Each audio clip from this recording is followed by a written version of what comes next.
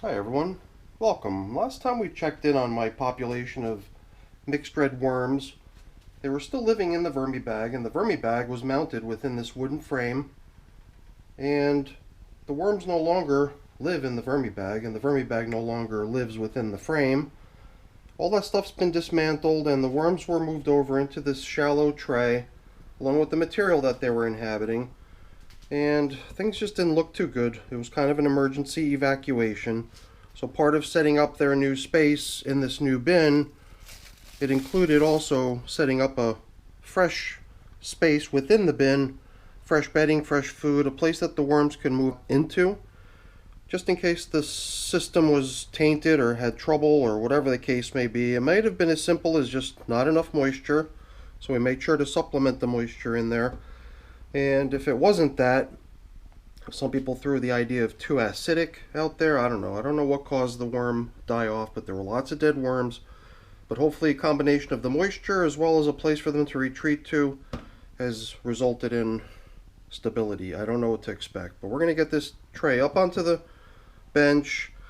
If there are still worms in here, we're going to transport their start label tag over into their new little container here.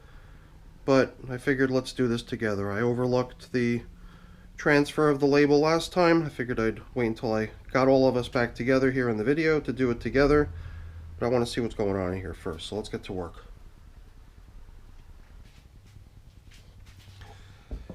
Now, I'm not a completely heartless, uncaring worm farmer. I did check in here on day 1, day 2. I came back a couple times, basically. One time I came in here, I threw a little bit of diatomaceous earth to see if I can maybe nab some of these springtails that I knew were present in the material. And look at all of these. There are a lot of them right there. That's a lot of springtails. Or at least that's what it looks like to me. Yeah, the springtails, I guess they're like just another one of those cleanup crew sort of creatures in your worm bin. I don't really see them that often, or at least I don't see them in in numbers like I've seen in this system. So I'm just curious about them when I see them nowadays, because this is pretty much the only place I see outbreaks of them, and I gotta assume it's gotta have something to do with what was causing the death of all the worms in this system. So yeah, I'm curious to see what these castings look like now that we've given the worms a place to go, to escape to retreat to. So let's get these coverings off and assess how our situation is progressing. I guess the real question is, are there any worms lingering behind in this stuff? And my assumption is that if they're still as put off by this stuff as they had been, there will be no worms in here whatsoever other than remains of the dead ones. So I'm not seeing much anymore. Maybe that's what we're seeing here and there. I saw a little pocket of springtails, maybe doing cleanup crew work over there. I've got a feeling that as far as getting the worms to leave this stuff, I think we're safe. If there was in fact something wrong with the system, I mean, it could have just been excessive dryness, and that's what was causing the worms to try to come to the surface and find something better, and failing to find anything better, they just expired there.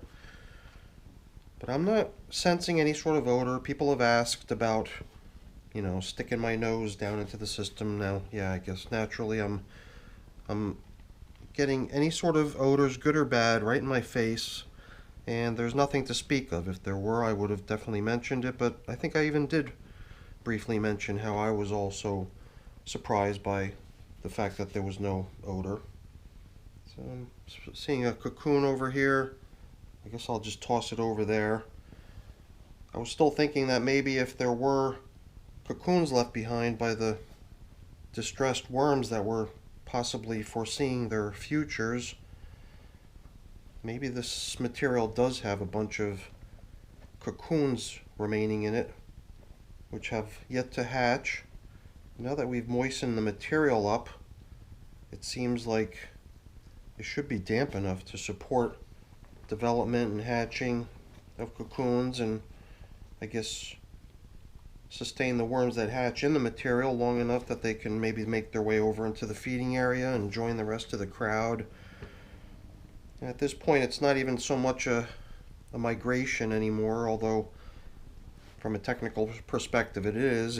It's really more like just trying to provide them with a more comfortable space that they can move into if they need it, and in this case they definitely needed it. So I'm definitely curious to see how many survivors we're left with. So I think if we really wanted to, we could just pull these castings out and put them in storage or something, possibly treat them as sort of a cocoon nursery and see if any babies emerge from the material after a month and a half or 2 months or something. But I feel like we should really tend to the needs of whoever's in here first, because those are our survivors and our remaining sample of this mixed red worm population that I've got. So I was able to sort of dislodge the whole shebang from the the edge over here as a single unit, and there was some stuff placed on top which appears to be pretty much intact still, as is some of this material here. I see leftover food bits, cantaloupe, I see leftover coffee.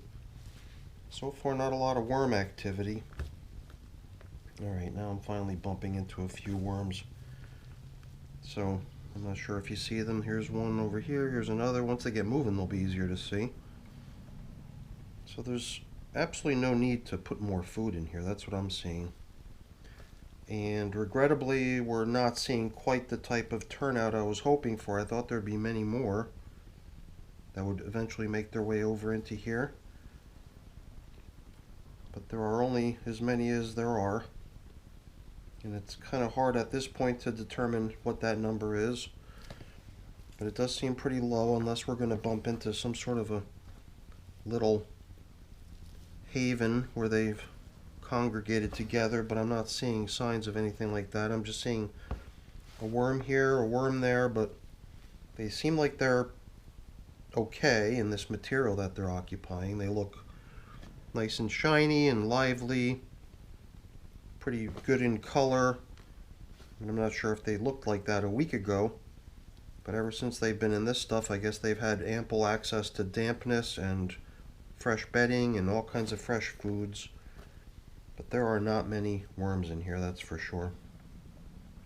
I could see a couple here and there on this piece of cardboard, some of them nestled in underneath some of these fragments of paper.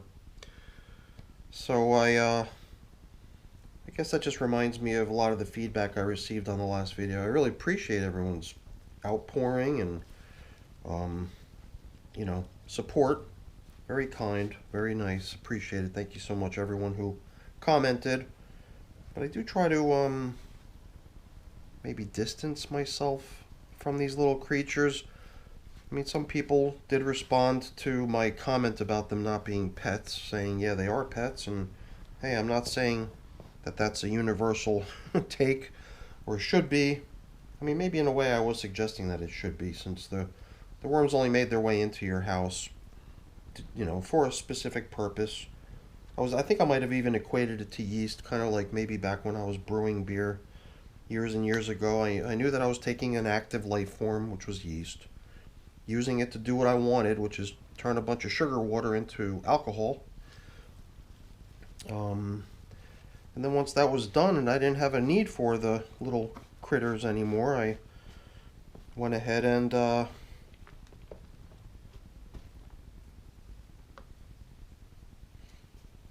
I just went ahead and stopped giving them the sustenance that they needed to thrive and survive, and they all withered away. So that was just another exploitation, I guess, if you want to call it that, of a life form. One that you don't want to consider as menial or meaningless, because it certainly is very meaningful and helpful. But I also think that there's a value in sort of not trying to superimpose human needs or stuff like that onto certain creatures. I mean, I know certain philosophies out there see things like that in a different way, and I'm not belittling any of those sort of customs or traditions or whatever it might be. But I feel like there is a, a limit to how much you want to kind of go crazy worrying about your wormies. But I think it's time to stop and leave that topic be. But I will be curious to see what kind of comments it triggers. Hopefully trigger isn't what I've done here, is trigger people's feelings and anger, but I feel like all we're going to have to do here is sort of just let things progress. I thought if a lot of worms had survived and come over, then we may have to replenish the food that they've been given, but it does seem like the remaining bits of food that's still in there is going to hold them over just fine for a while. Even bedding, I'm questioning whether I would want to add more bedding. I mean, I know it's common to, think of worm bins as never having too much bedding. So I'm wondering if we should just grab a little something. I guess my idea here was maybe to throw in a little bit of bedding that's slightly different than what they got last time, which was mainly paper-based stuff. I figured maybe throw some leaves in here, maybe blend it together, and then we'll just at least give them a little bit more variety. And I don't know, I guess what I'm most interested in now is spurring on mating of these worms, because now I feel like I've been reduced to such a tiny sample size. Jeez, I don't know if you're out there, Miles, if you're watching. That's the guy I got these worms from. Forgive me for my carelessness here. But let me get my leaves. So my leaves are a collection of stuff that was held on to after the autumn. Dumped all of the leaves out of the trees in my yard. I collected these with my leaf vac, so it already kind of shredded them to a certain degree.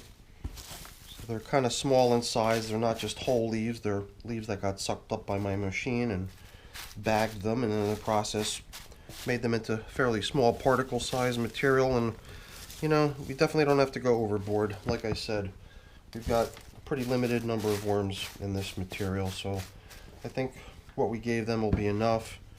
Perhaps, since it's more of a bedding item, maybe we could just complement it with something that we do consider to be a food item, which is a little bit of worm chow sprinkled out on the surface, in case we've got surface dwellers that come exploring out on the top. They'll have a little treat to go for. And then I think the best bet for laying the castings up against our little fresh haven is to make sure it's butted up nicely, and it'll just give our wormies direct access to that stuff if there are any left in this stuff. And at this point, it's not even so much the wormies. I think it's maybe just allowing a little bit more time for possibly cocoons that were left behind to do their thing, and we can maybe round up a few more souls to populate this population with, because this population is going to have been nearly decimated at this point based on what I saw today. But I'm going to try to keep optimistic about this and do what we can to get the wormies that did survive this unfortunate incident back on their feet. But I do feel like we're starting with a fairly small sample size here. One last thing.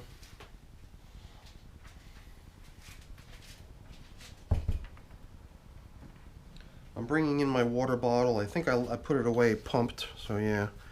Might not have a great deal of pressure, but it's enough for me to just apply a little bit of moisture down into here. I think there was also a fair bit of back and forth for whatever reason. I don't know if it was on one of my videos or the comments on another person's video or whatever it was, but I was following along on a discussion about worm chow, and somebody mentioned how it was fairly important that this stuff be kept damp.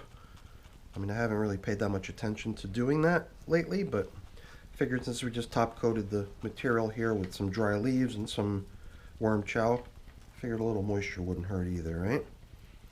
But then the plastic will go back on, and that'll help hold the moisture down too, keep it from evaporating away. And we will protect the remainder of the material in here as well from unnecessary further drying or evaporation by bringing the plastic back and covering up again And I'll be curious to see if springtails persist in here, or have they had their fill of dead worms. Hopefully the dead worm situation has come to an end. And I think the telltale of that will be the presence or absence of springtails. But since we clearly saw them here today, I think we're still kind of in a situation that we're firefighting to a certain point. So hopefully what we've set up for these little guys over on this edge of the bin is going to provide whoever still remains a place to retreat to, and whoever did survive and make it over there a place where they feel comfortable to you know, mate and breed and kind of increase their numbers, because they're going to have to, because they're virtually down to nothing at this point. So on that somber note, we're going to take it one day at a time and see where this leads, but hopefully we'll be able to recover things here soon. We'll keep our fingers crossed. But for now, that's it for the video. Hopefully you enjoyed it. If you did, as always, please don't forget to leave me a quick thumbs up before you go. And if you haven't done so already, please also consider subscribing to the channel. Alright everyone, that's it for today's video. Thanks so much for watching. Have a great day. Bye now.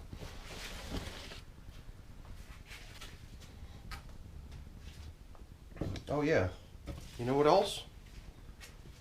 I think this bin has deserved it. Let's get the label on here.